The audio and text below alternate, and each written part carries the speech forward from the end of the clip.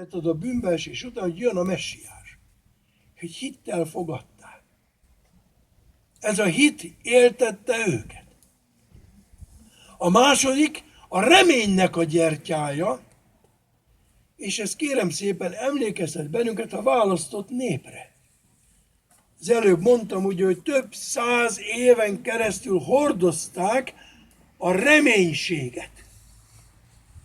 Ma is vannak olyan zsidók, akik várják a messiás. Közmondás is lett, várja, mint zsidók a messiást. Ez a reménynek a gyertya. Harmadik, nem a szeretet, az az örömnek a gyertya. Úgy is mondják, hogy öröm vasárnapja.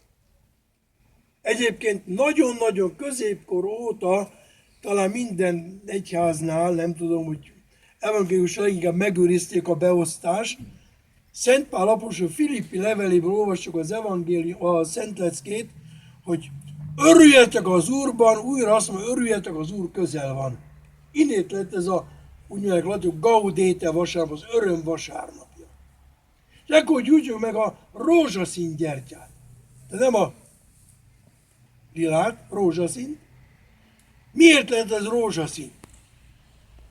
Mindenek megvan a magyarázat, csak nem tudjuk. A karácsonynak a színe az a fehér. Az adventnek a színe az a lila. Ez van itt festő közöttünk, de ki lehet próbálni. Ha a lila színt meg a fehéret összekeverjük, akkor mi lesz belőle? Rózsaszín.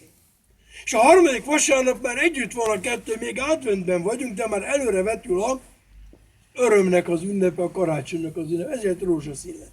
Lehetett volna bármilyen más is, ezért rózsaszín a harmadik. A negyedik pedig a szeretetnek a gyertyája, és keresztelő Szent Jánosra utal, ugye keresztelő János gyertyája, mert ő nem csak beszélt a messiásra, azt mondta, hogy nézzétek, ő az.